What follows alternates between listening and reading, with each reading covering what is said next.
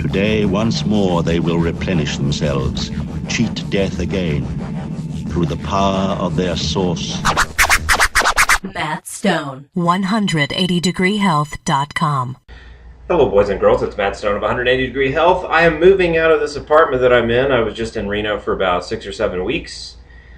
I'm about to leave, and this is a good lesson in not abiding by any, adhering to any recipe, but to actually just have the cooking skill as your basic foundation, and then be able to piece things together and make something quite edible and tasty out of any kind of mishmash, hodgepodge of ingredients. So I looked through all the stuff that I have. I've got some tomatoes here, lots of those. A little bit of just jarred salsa. This thing's looking pretty haggard. Red bell pepper, but I think it's usable. And got a bunch of onions left, so I've got the big onion. This is all the meat left in the fridge. We got some ground bison here. A couple pounds of that. And got a little spicy chili here. All that to me looks like some kind of chili. So we got some tortillas. I can put tortillas in it, which is a great flavoring, sort of a blend, sort of halfway between a chili and a tortilla soup.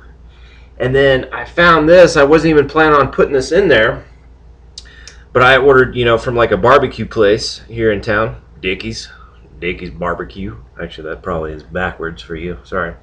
But barbecue sauce, that'll give it that really smoky flavor, and will actually make a really good base for the chili, putting a little bit of that in there. This is going to be a little experimental, but I think a little Mexican Coke, I think that'll be quite nice in there. You wouldn't want to overdo it or it would become syrupy and kind of gross, but just that little sweetness from it, I think will be really tasty. And then I have a bunch of rice left, so I can, definitely cook up some rice and serve that chili over some rice. Get those carbies in. So anyway, that's what I'm thinking I'm going to do with this. I will walk you through just really quickly, just bang bang through all the steps as I go through them, so you can see how I'm putting it together. But like I said, this is more a lesson in just being able to take some ingredients in your kitchen, not adhere to some kind of recipe or have that sort of recipe mindset when you're cooking, but really learn the basic fundamentals of cooking, learning how to combine flavors, being a lot more experimental with your cooking. That's how you become good and proficient at cooking, which, I've argued many times before is one of the most important and, things that you can cultivate if you're looking to be healthy, or at least healthier and better nourished than you otherwise would have been. Really, homemade food's always going to be better quality with less weird crap in it, and more nourishing foods and fewer vegetable oils and trans fats and all that kind of stuff. So anyway, that's what I'm throwing together, and I'll walk you through it. Bye. Lots of onion and lots of butter. Probably way too much onion for it to actually be its best, but I've got like 10 pounds of onions, and I don't know, I just want to get through some of them. Hate to see them go to waste or to carry them around in my car. So my car is stinky enough as it is. Anyway, you can see a ton of onion, maybe 3 or 4 tablespoons of butter. And I'm going to sweat that until it's nice and soft.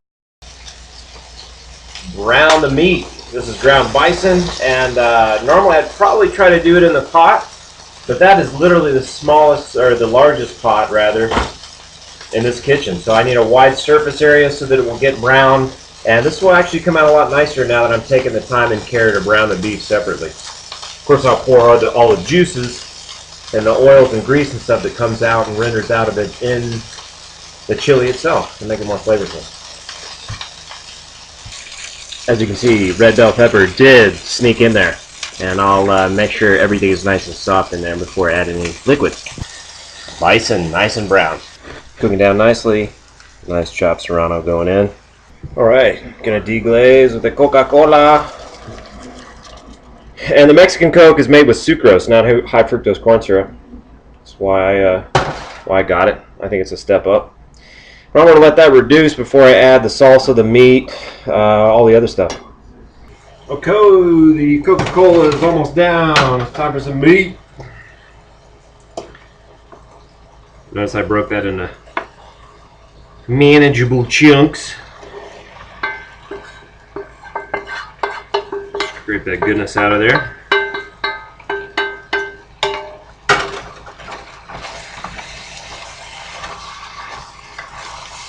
A little bit of the salsa, but not too much, or the whole thing will just taste nothing like the salsa.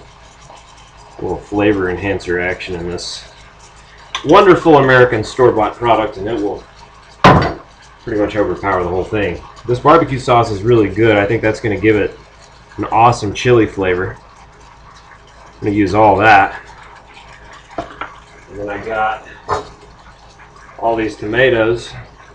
I didn't take the time to seed them or peel them or any of that. That's just too much work for me.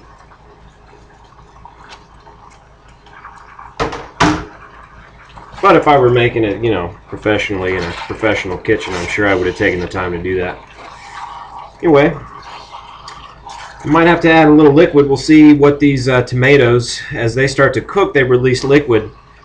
So I don't want to add too much liquid, but I think we're probably good to just let this start simmering once the heat comes up on it. And I'll cover it and let it boogie at low temperature for at least an hour. I mean, ideally quite a bit longer. I mean, a really good chili is something that's, you know, you really stew for many, many hours and really let the flavors develop and everything to just totally soften in there.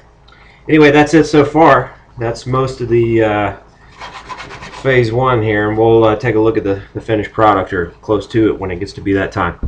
All right, this chili is getting nice and tasty. The meat is getting tender. It's simmered for about an hour and a half. Ideally longer, but I'm not going to wait any longer. I'm ready. But yeah, it's turned out to be a lot tastier than expected. I mean, it smells great. It tastes great. I don't think it's going to win any competitions, but I certainly could have beaten some of the chilies I've tasted at chili cook-offs with this one. Stay tuned for the last step here. Going to chop up a few corn tortillas and mix it in there with it. And I should be ready to go over some tasty rice. Alright, that's it. You can see little squares there. And it did come out good with the coat.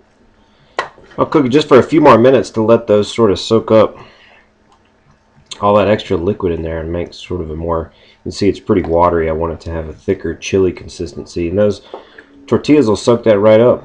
I might have to add a little bit more. We'll see if that's enough. But anyway, it came out great. Make sure you season it with plenty of salt.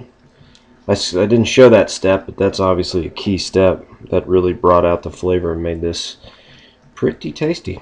Alright, peace out. See you guys for another video soon. Matt Stone, 180 Degree Health.